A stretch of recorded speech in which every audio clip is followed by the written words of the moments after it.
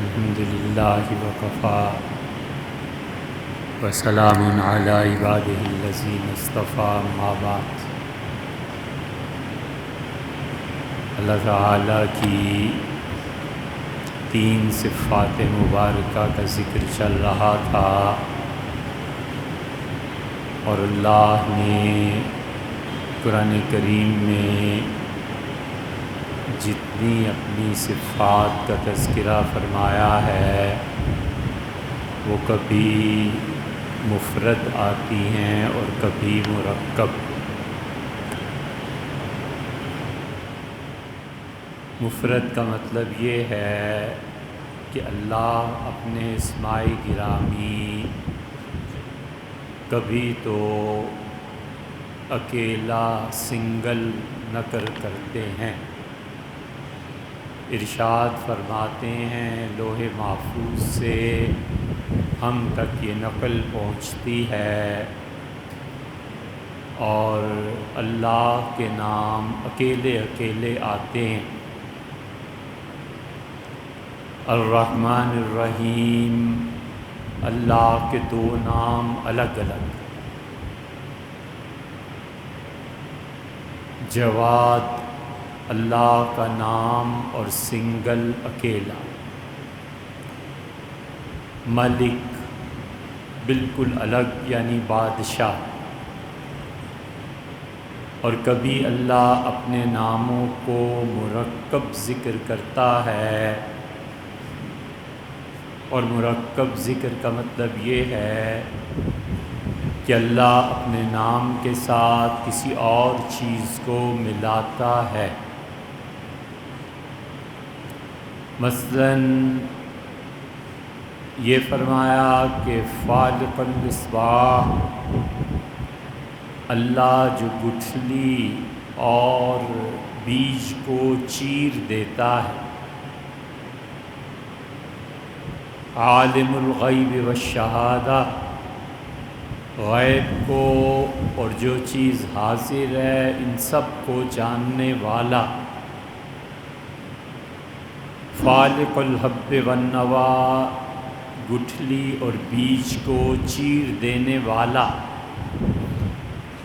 یہاں اس آخری صورت میں پہنچ کے یہ چاروں کل میں سے دوسرا کل ہے جس کی تشریح کی جا رہی ہے۔ تو پہلے تو فرمایا رب الناس، پوری انسانیت کا پروردگار۔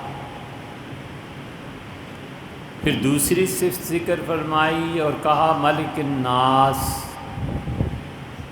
لوگوں کا بادشاہ۔ تیسری صفت ذکر فرمائی اور یہ کہا الہ الناس، لوگوں کا معبود۔ تو رب، پھر بادشاہ اور پھر معبود، یہ تینوں صفات اللہ نے یہاں پر ذکر کر دیں کہ لوگ جس پروردگار کے لیے عبادت کرتے ہیں اور جس راہ پر چلتے ہیں انہیں یہ معلوم ہونا چاہیے کہ ان کا پروردگار ہر حیثیت سے انہیں گھیرے ہوئے ہے، اور ہر حیثیت سے لوگوں کا انتقال اور لوگوں کا منتقل ہونا اور لوگوں کا چلنا اس پروردگار عالم کی طرف سے ہے جو ان کا رب ہے۔ رب کی تشریح پچھلے ہفتے گزری، اور دوسری بات یہ فرمائی کہ ملک الناس، لوگوں کا بادشاہ، یعنی اس کائنات میں حقیقی بادشاہت اللہ کی ہے۔ اسباب اللہ کے ہیں، کسی کے نہیں۔ اس لیے اسباب کی جتنی بھی فوج ہے وہ سب کی سب اللہ کی ہے، اور اللہ جب چاہے اپنی فوج میں کسی دستے کو حرکت دے دے اور کائنات کو پلٹ کر رکھ دے۔ حقیقی بادشاہ وہی ہے۔ کائنات میں ہر چیز پر آپ غور کر لیں تو بنیادی طور پر ہر چیز کا تعلق یا تو زمین سے ہے، سونا، چاندی، قیمتی جواہر اور گیس اور کیا کیا چیزیں اس زمین سے نکلتی ہیں اور پانی نکلتا ہے، تو اللہ کے قبضے میں یہ اسباب ہیں، تو اس میں سے پہلا سبب یہ زمین ہے، اور زمین کی کوئی ایسی چیز نہیں ہے جو اللہ کی طاقت اور اختیار سے باہر ہو۔ 3 درجے ہیں، اور پہلا درجہ یہ ہے کہ کائنات میں جتنے بھی اسباب ہیں، ان اسباب کا کوئی مالک نہیں ہے سوائے اللہ کے۔ اور دوسرا سبب ہوا ہے، ہوا چلتی ہے اور پھولوں میں خوشبو پیدا ہوتی ہے، ہوا چلتی ہے اور بیجوں کو ایک جگہ سے دوسری جگہ منتقل کرتی ہے، چنانچہ کھجور اور اس کی قسم کے کتنے درخت ہیں جو اب لوگوں نے باٹنی، زالوجی میں اور ان چیزوں میں پڑھ کے باٹنی میں یہ ثابت کیا کہ ہوا کے کیا اثرات ہیں۔ نر اور مادہ 2 قسم کے پودے ہوتے ہیں، اور پھر ان کے بیجوں سے اختلاط سے پھر ان میں پھل پیدا ہوتا ہے، اور یہ صورتحال پیش آئی تھی حضرت رسالت مآب صلی اللہ علیہ وسلم کو جب وہ مدینہ منورہ تشریف لے گئے تھے۔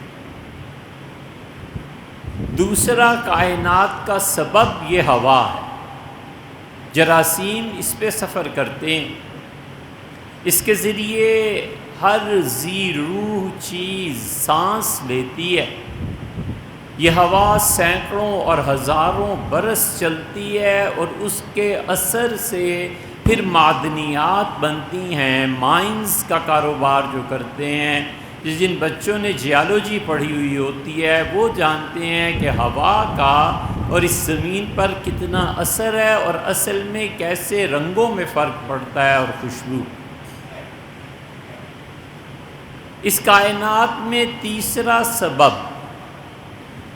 پانی ہے، اور پانی سے جو تغیرات ہیں، اللہ نے ایک بات کہہ کر ساری بحث سمیٹ دی، اور اس کا وجعلنا من الماء کل شیء حی، اور ہم نے پانی کے ذریعے ہر ایک کو زندگی دی، اور اللہ نے فرمایا ہے کہ تم صرف پانی پر غور کر لو، اَأَنتُمْ أَنزَلْتُمُوهُ مِنَ الْمُزْنِ، بادلوں سے تم انہیں زمین پر پانی کو گراتے ہو، ام نحن المنزلون، یا ہم پانی کو نازل کرنے والے ہیں، وَلَوْ نَشَاءُ لَجَعَلْنَاهُ أُجَاجًا، اور اگر ہم چاہیں تو اس پانی کو خشک کر دیں، اور تم ہم سے پانی مانگتے رہو، مر جاؤ اور ہم پانی نہ دیں۔ چیلنج کیا ہے کہ ہم پانی نہ دیں، کیا ہو سکتا ہے؟ اس لیے بسا اوقات اللہ مشاہدہ کروا دیتا ہے۔ صاحب کشاف نے لکھا ہے کہ ہمارے ساتھ نماز پڑھتا تھا ایک آدمی زمخشری، یہ صاحب کشاف بہت بڑا معتزلی تھا، ہر چیز عقل، ہر چیز عقل، ہر چیز عقل، اتنا بڑا آدمی تھا، یہ مسلمانوں کی وسعت فکری تھی کہ بڑے سے بڑے ملحد کو بھی انہوں نے تحمل اور غور سے سنا اور اس کے جوابات دیے، اس لیے کہ دین جھوٹ پہ تھوڑا ہی قائم۔ اللہ کی پناہ مانگتے ہیں ہر اس اسلام اور دین اور ایمان سے جس کی بنیاد جھوٹ ہو۔ انبیاء علیہ السلام آئے، حقائق انہوں نے واضح کیے، ہم ایک روشن اور بڑی واضح اور مضبوط اور دلائل سے مؤید اہل سنہ کی راہ پہ، وہ اہل سنہ کا شدید مخالف تھے، اس کے باوجود اس کے علم کا یہ احترام تھا کہ حج اور عمرے میں جب آتا تھا تو بیت اللہ کے دروازے اس کے لیے کھول دیے جاتے تھے، اور وہ بھی ایک پورا کیا تھا، بیت اللہ کی چوکھٹ دروازے پکڑ کے کھڑا ہو جاتا تھا، اور جتنے طواف کرنے والے ہوتے تھے کہتے تھے او سنیوں، او احمقو، میرے دلائل کا جواب دو، تمہاری کیا طریقہ اور راہ ہے اللہ تک پہنچنے کی راہ، مجھ سے پوچھو۔ یہ اس وسعت فکری تھی، اور بڑے بڑے اسے ملے، بڑے بڑے لوگوں نے لاجواب کیا۔ لکھتا ہے کہ صبح نماز میں وہ آدمی آیا تو اس کے سارے بال سفید تھے، ہم بڑے حیران کہ راتوں رات اسے ہو کیا گیا ہے، تو اس نے کہا کہ رات میں نے خواب میں جہنم کو دیکھا ہے، اور اس کے اثر سے میرا سارے جسم کے بال سفید ہو گئے۔ یہ ہوتا ہے اس لیے کہ لوگ خوف پہ جمع ہوتے ہیں، لوگ نفرت پہ جمع ہوتے ہیں، جس نے سیاست کرنی ہوتی ہے اور جس نے اپنی دھاک بٹھانی ہوتی ہے وہ نفرت کے نام پر جمع کرتا ہے، وہ ہمیشہ لوگوں کو جمع کرتا ہے نفرت پہ اور خوف پہ۔ اسی لیے تو اس ملک میں کبھی بھی یہ مذہبی طبقہ اور یہ علماء اکٹھے نہیں ہوئے جب تک کہ نفرت بنیاد نہ بنے۔ کبھی محبت کی بنیاد پہ مولوی صاحبان جمع ہو جاتے کہ یار ملک میں پانی کا بڑا مسئلہ ہے، کام کرو، چندہ مانگو، پیسے لاؤ، اس ملک میں ہم صاف پانی عوام کو دیں۔ کبھی اس پہ جمع ہو جاتے کہ نظام تعلیم سارا برباد کرنے والا ہے، چلو مل کے ہم اپنے اسکول، کالج اور یونیورسٹی۔ کبھی اس پہ جمع ہو جاتے کہ پاکستان میں گرلز کالجز اور گرلز لیڈیز ہاسپٹل اور لیڈی ڈاکٹرز جو پڑھتی ہیں ان بیچاریوں کا کوئی الگ ٹھکانہ نہیں ہے، شریف آدمی بھی مخلوط تعلیم میں بیچارہ اپنی بیٹی کو چھوڑ کے آتا ہے، اور اس سے پوچھو اس کے دل پہ کیا گزرتی ہے۔ چلو ہم عورتوں کے لیے کام کرتے ہیں اور اپنی بچیوں کے لیے الگ یونیورسٹیز، الگ ہاسپٹلز، عورتوں کے ہاسپٹل الگ بنائیں۔ سوال ہی پیدا نہیں ہوتا، اس لیے کہ پبلک جمع ہوتی ہے نفرت پہ، پبلک جمع ہوتی ہے خوف پہ، پبلک کبھی بھی محبت کے لیے تھوڑے ہی جمع ہوتے ہیں۔ اسی طرح ایک آدمی تھا، امام نے عشاء کی نماز میں سورہ ملک پڑھی، اور نماز سے جب فارغ ہوئے تو اس کی آخری آیت ہے نا کہ اللہ نے فرمایا اگر ہم زمین میں پانی نہ دیں فَمَن يَأْتِكُم بِمَاءٍ مَّعِينٍ، تم میں سے کون ہے جو چشمے نکال سکے زمین سے، پھوٹ پڑے پانی اس کے لیے۔ تو ایک تھا کوئی ایسے ہی، اس نے یہ آیت سن لی، نماز میں سننی تھی، نماز نہیں چھوڑتے تھے لوگ، حتیٰ کہ صحیح بخاری میں آیا ہے کہ ابن مسعود رضی اللہ عنہ کا ہمارے زمانے میں جو آدمی کھلا ہوا منافق ہوتا تھا نا، ہم سب جانتے تھے اہل مدینہ کہ یہ منافق ہے، اس کے باوجود اس کی کبھی ہمت نہیں ہوئی تھی کہ مسجد میں آنا چھوڑ دے، اور انہوں نے فرمایا اس کے پاؤں زمین پہ گھسٹتے تھے، بیمار ہو جاتا تھا، پاؤں اٹھا کر نہیں رکھ سکتا تھا زمین پہ، اس کے باوجود مسجد ضرور آ جاتا تھا کسی کندھے پہ ہاتھ رکھ کے، سہارا لے کے، اس لیے کہ ظاہر ہے معاشرہ ایسا تھا کہ نماز چھوڑنے کی ہمت کس کو ہو سکتی۔ تو سلام کے بعد کہنے لگا مولوی صاحب یہ جو آخری آیت پڑھی ہے کہ کون ہے جو پانی کے چشمے زمین سے نکال دے، تو یہ کیا بات ہوئی؟ وہ زمانے تھے جب لوگوں نے سن لی، میرے دور میں خدا نازل کرتا تو میں اسے بتاتا کہ زمین کی اتنی گہرائی پہ پانی ہے، کنواں کھودو اور پانی نکال لو۔ صبح کی نماز میں قرطبی نے لکھا ہے کہ وہ آیا تو نابینا تھا، ہم حیران ہوئے، ہم نے کہا کیا ہو گیا؟ اس نے کہا رات کو یہ آیا تھا خواب میں اور اس نے تھپڑ مارا، اور اس نے کہا زمین کا پانی نکال لینا، بعد میں یہ آنکھوں کا نور ہم لے جا رہے ہیں، پہلے اسے ٹھیک کر۔ اس لیے الہ جو ہے، جو بادشاہ ہے، بادشاہی اس کی ہے کہ اس نے بنیادی طور پر زمین میں تصرف کیا اور زمین اس کے قبضے میں، پانی اس کے قبضے میں، ہوا اس کے قبضے میں، اور چوتھی چیز جو سبب ہے حیات کا پانی ہی کی طرح وہ آگ ہے۔ آگ بھی اللہ کے قبضے میں، اسی لیے اللہ نے چیلنج کیا ہے، افرأیتم النار، تم نے کبھی آگ پر غور کیا؟ انتم تورون، جسے تم جلاتے ہو؟ اور اگر ہم چاہیں تو آگ کے شعلے کو بجھا دیں، کون ہے جو آگ کو پیدا کر سکے؟ یہ چاروں عناصر، حقیقی بادشاہت پھر اس کی ہے۔ کائنات کی کوئی ایسی چیز نہیں ہے جو ان چار سے باہر ہو۔ معدنیات کی کئی قسمیں ہیں، مگر بالآخر وہ لوٹ کے آتی ہیں زمین کی طرف۔ کیمسٹری پوری میں ایسڈس ہیں اور کیا کیا فارمولاز ہیں، اور سائنسدان کس ایک چیز کو ذریعے، سب کی حقیقت لیکوڈ ہے، مائع ہے، اور مائع سے زندگی برقرار ہے۔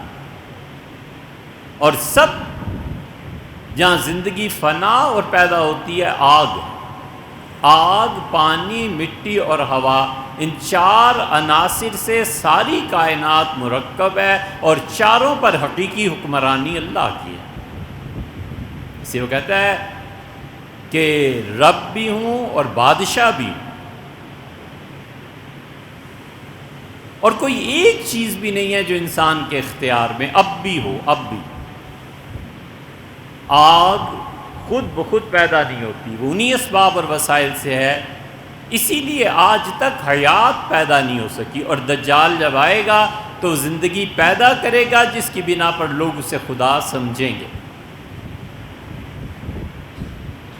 اور پھر ان چاروں اسباب پر جو نتیجہ مرتب ہوتا ہے وہ بھی اسی بادشاہ کے پاس۔ اب غور کریں، پانی پیے اور پھر پیاس بجھ جائے، یہ اللہ کے قبضے میں۔ پانی پی کے مر جائے اور پیاس نہ بجھے تو موت آ جاتی ہے، اور پھر بھی پانی اس کی پیاس نہیں بجھا سکتا۔ آپ سے نفسیاتی بیماری کہیے، آپ سے جسم کی بیماری کہیے، کچھ نام دیجئے، لیکن پانی اس کے پاس ہونے کے باوجود اثر مرتب نہیں کرتا۔ پانی کا اثر مرتب ہونا چاہیے، وہ نہیں ہوتا۔ آگ کے قریب بٹھا دیں، حتیٰ کہ جلنے لگے اس کی کھال، تو بھی اسے سردی لگتی ہے، کانپتا ہے، اس لیے کہ آگ سے حرارت کا دینا اور حرارت کا اس کے لیے نفع بخش ہو جانا یہ اللہ کے قبضے میں۔ اسی لیے رسول اللہ صلی اللہ علیہ وسلم نے فرمایا، یہ احادیث میں ایسی ایسی حکمت کی باتیں ہیں جنہیں پڑھ کر سمجھنے کے لیے بڑا علم چاہیے، بڑا تجربہ چاہیے۔ حضور صلی اللہ علیہ وسلم نے یہ سارا فلسفہ اس میں بند کر دیا ہے ایک جملہ کہہ کے۔ آپ نے فرمایا، تم جتنا کھانا کھاتے ہو اس کا ہر لقمہ، اور جتنا تم پانی پیتے ہو اس کا ہر گھونٹ اللہ سے اجازت طلب کرتا ہے کہ اس کے بندے کے حق میں کیا بننا ہے، اور اللہ اسے کہتا ہے کہ اسے شفا دے، اس کا جسم بڑھا دے، اس کے لیے ٹھیک ہو جا، اور جس لقمے اور گھونٹ کو اللہ کہہ دیتا ہے کہ تم نے بیماری کا سبب بننا ہے، تو اس کے بعد وہی گھونٹ اور وہی پانی اور وہی کھانا اس سے بیمار ہو جائے۔ ہے کیا انسان؟ عاجز ہے، اس لیے کہتا ہے میں ہوں بادشاہ۔ اسباب اور اسباب کے جو نتائج مرتب ہونے ہیں یہ بھی میرے ہی قبضے میں ہیں۔ وہی دوا ڈاکٹر دیتا ہے اور ایک آدمی ٹھیک، اور وہی دوا مرتے وقت اسے پلاتا ہے اور پھر بھی مر جاتا ہے۔ اس لیے اسباب اور نتائج یہ سب اللہ کے قبضے میں۔ آگ کو دیکھ لیں، اس کا نتیجہ جلا دینا ہے۔ آگ میں کیا ہے؟ دو ہی چیزیں ہیں نا، ایک حرارت ہے اور ایک روشنی ہے، اور آگ کی روشنی کو سلب کر لے اور سیاہ آگ جلنے لگے۔ یہ بیت اللہ پہ جو غلاف سیاہ رنگ کا چڑھایا جاتا ہے، یہ ایسے ہی نہیں ہے کہ سیاہ رنگ کا غلاف چڑھا دیا، اس کی بڑی خاص حکمت ہے۔ اس لیے کہ اللہ تعالیٰ کی ذات پاک اور سیاہ رنگ اور بیت اللہ کا سیاہ رنگ اس میں بڑی آپس میں ایک دوسرے سے کنیکٹڈ ہیں، لیکن وقت بھی نہیں ہے اور ہے بھی پیچیدہ بحث، کیا کریں۔ یہ سیاہ رنگت ہے اور سیاہ آگ بھی جلتی ہے۔ اس لیے یہ جو صوفیہ ہیں نا، یہ جو معارف جانتے ہیں اور جو عارف باللہ ہیں، وہ جب اس آگ سیاہ رنگ میں خود جلتے ہیں تو انہیں پتہ چلتا ہے کہ اچھا یہ ہے سلطنت شب، اور شب کی تاریکی میں سیاہ رنگ کی آگ میں خدا جلا دیتا ہے، ڈال دیتا ہے، اور پھر جتنا وقت اللہ چاہے اس میں گزارتا ہے صوفی، وہ پھر اللہ کبھی کبھی اسے وقت کی گہرائی میں لے جاتا ہے اور سینکڑوں سال گزر جاتے ہیں، اور دنیا میں، اس دنیا میں کیا، 1 گھنٹہ، آدھا گھنٹہ، نتیجہ مرتب کرے تو اللہ کرے نا۔ اور ہوا، یہ چاروں، اسی لیے اللہ ان 4 کی بار بار بحث قرآن میں بھی کرتا ہے۔ مٹی سے اثر مرتب کرے اور عذاب دے، یہ اسی کے اختیار میں ہے۔ کس کو کیسے ہلاک کرنا ہے، اپنی فوج کے کس دستے کو حرکت دینی ہے، اسی کو پتہ ہے۔ قال فما خطبکم ایھا المرسلون، بولے وہ اور کہنے لگے فرشتوں کہاں جا رہے ہو؟ انہوں نے کہا ہم آپ کے پاس آئے ہیں آپ کو اپنے بیٹے کی خوشخبری دیں۔ اور ان کی اہلیہ جو پردے کے پیچھے کہیں سن رہی تھیں، بوڑھی بالکل بیچاری اٹھ کے آئیں، سکت وجہہا، اپنے چہرے پہ ہاتھ مارا اور کہنے لگی ہائے، اس عمر میں 80-100 سال عمر ہوگی، اب بیٹا ہوگا، علی دوں، میں جنم دوں گی، میں تو بالکل بڈھی ہو گئی۔ وہذا بالی شیخا، اور یہ میرے شوہر کھڑے ہیں ابراہیم علیہ الصلوۃ والتسلیم، ان میں کوئی طاقت نہیں رہی۔ انہوں نے کہا ایسے ہی ہوگا بی بی، اللہ کا فیصلہ ہے کہ آپ کو اولاد دینی۔ ابراہیم علیہ السلام نے پوچھا کدھر جا رہے ہو؟ انہوں نے کہا اس بدکار قوم کی طرف، مسومتاً، اللہ کہتا ہے کہ وہ چھوڑ دیا ابراہیم علیہ السلام نے۔ قرآن نے کہیں بھی 2 کی مذمت نہیں کی۔ ایک سود دینے والا جو پیسہ سود پہ لیتا ہے، اس کی سود ادا کرتا رہتا ہے ساری زندگی، حضور صلی اللہ علیہ وسلم نے اس سے برا کہا، اللہ نے نہیں کہا، اس لیے کہ ہزاروں لوگوں میں سے کچھ لوگ ہوں گے جو سود کے لین دین میں، وگرنہ اکثر یہ لوگ جو کاروبار سود کا بیچارے کرتے ہیں مجبوری سے کرتے ہیں۔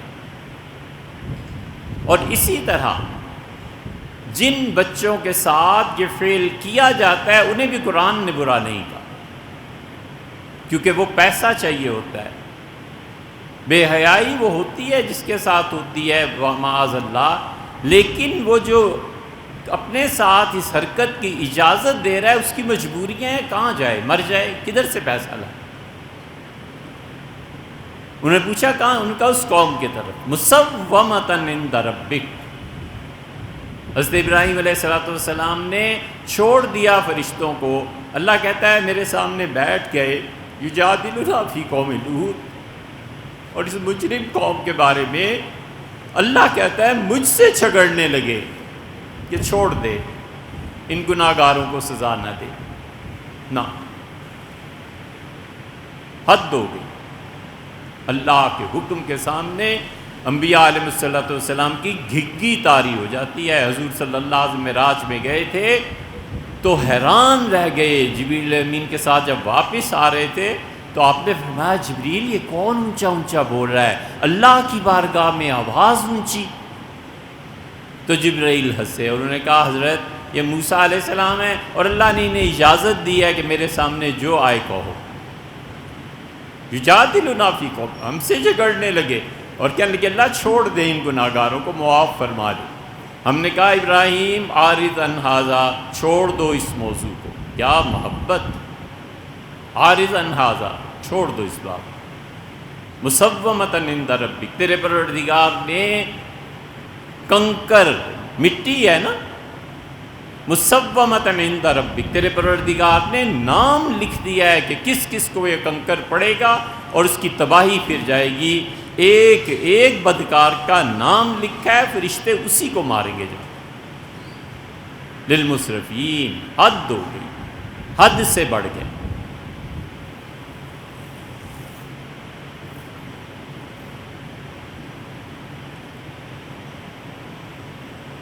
پانی بھی اللہ کی فوج ہے، بادشاہت تو اس کی ہے، وہی پانی جو ساری دنیا کو راحت بخشتا ہے۔ اور ابھی موسیٰ علیہ السلام کا لشکر نکلا ہے اور پیچھے فرعون کی فوجیں آ گئیں اور اسی پانی میں ان کو ڈبو دیا، انہیں ترا دیا۔ یہ ہے بادشاہ۔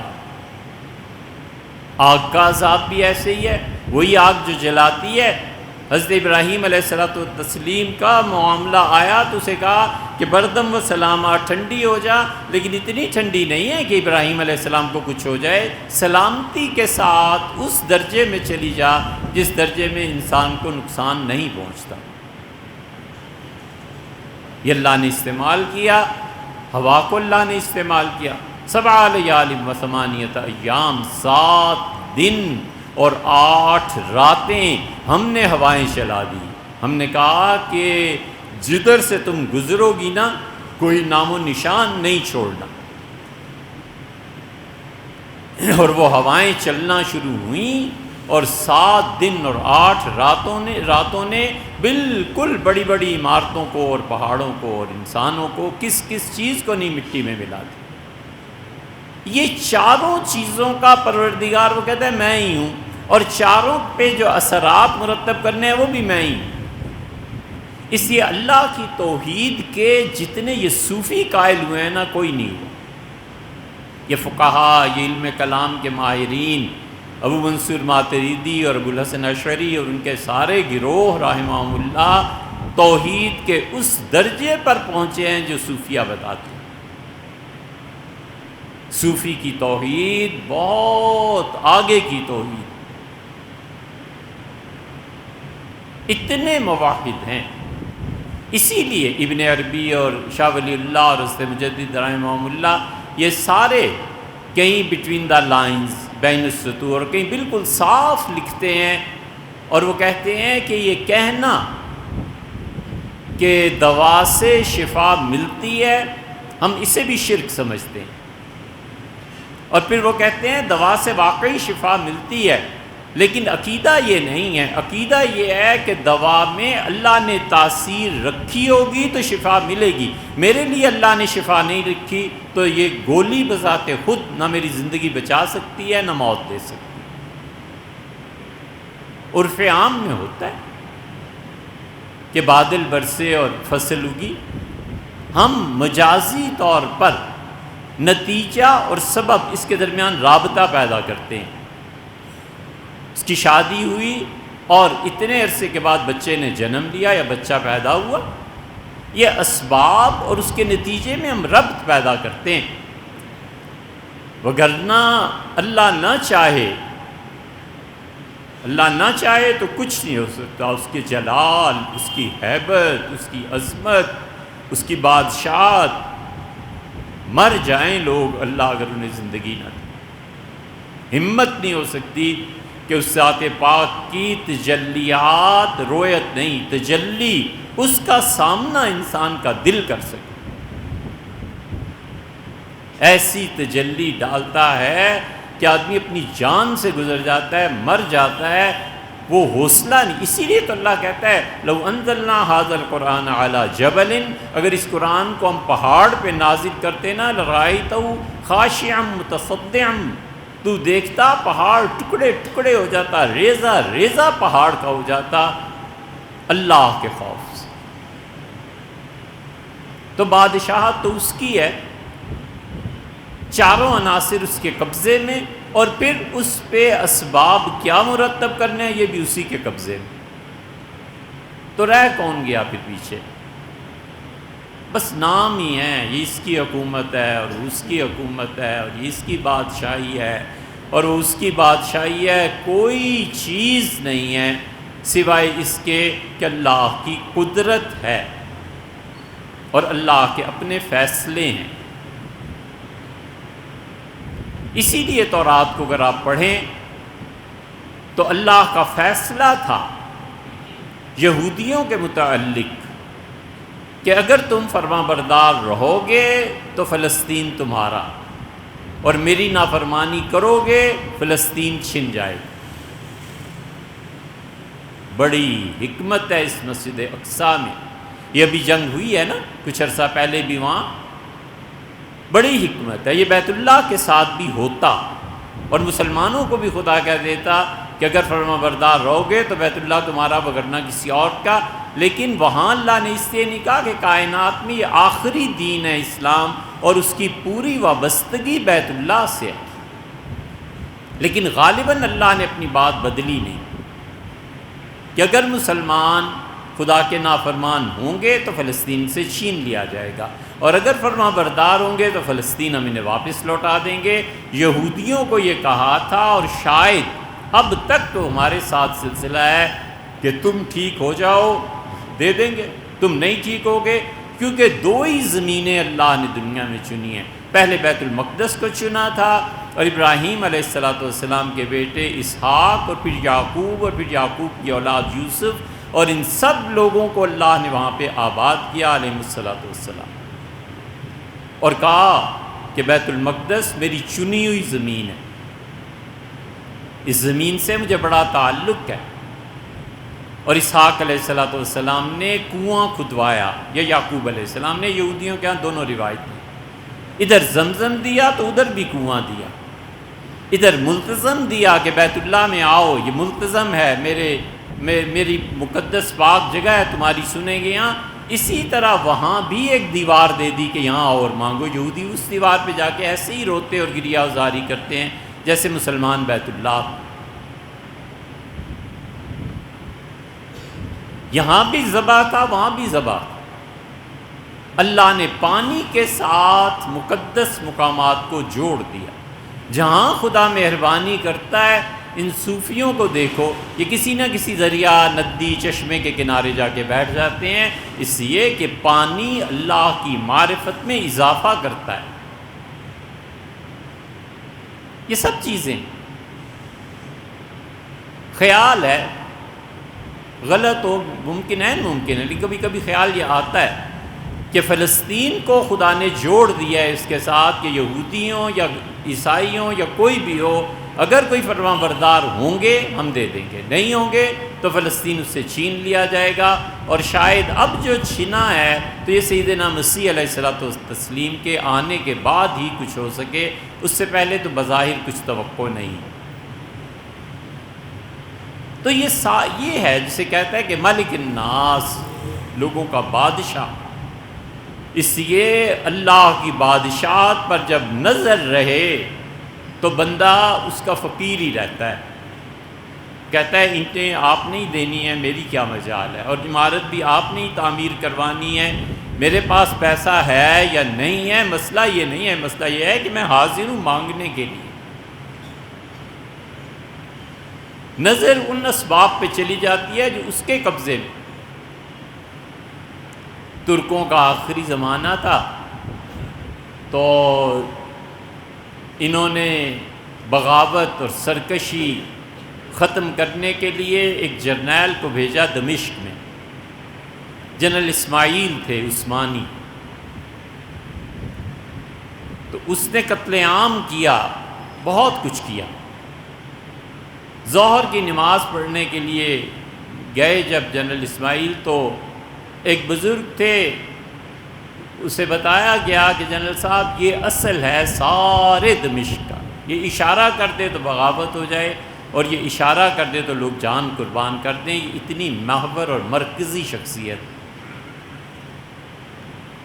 نماز کے بعد بیٹھے، بات چیت ہوئی، ان کے گھٹنے میں تکلیف تھی، انہوں نے پاؤں ٹانگیں لمبی کی ہوئی تھی، اور اسماعیل کو جو جگہ ملی ان کے پاؤں میں بیٹھ کے گفتگو ہوتی رہی۔ جب وہ اٹھے گئے تو اس نے جا کر ایک توڑا، اشرفی اس زمانے میں چلتی تھی چاندی کا سکہ، توڑا بھجوایا پورا۔ بڑا اصرار اس نے کیا کہ حضرت کوئی کام ان کا کچھ نہیں، تو جب گیا تو وہ توڑا بھجوایا، اور کہنے لگا یہ عجیب صوفی ہے، نہ کچھ ہدیہ لیتا ہے، نہ کسی سے کچھ مانگتا ہے۔ اور پھر اس نے ناراضگی کا بھی اظہار کیا، کہنے لگا یہ حضرت کو دے آؤ، لیکن ان لوگوں کو مینرز نہیں پتہ، ایٹیکیٹس نہیں پتہ، پاؤں سمیٹ لیتے میرے سامنے اور اس طرح پاؤں پھیلا کے. تو ساری باتیں پہنچتی رہیں. انہوں نے وہ توڑا واپس بھیج دیا اور فرمانے لگے کہ جنرل اسماعیل سے کہنا جو اپنا ہاتھ بند مٹھی اور سمیٹ کے رکھتے ہیں انہیں حق ہے کہ پاؤں پھیلا کے بیٹھیں. انشاءاللہ آئندہ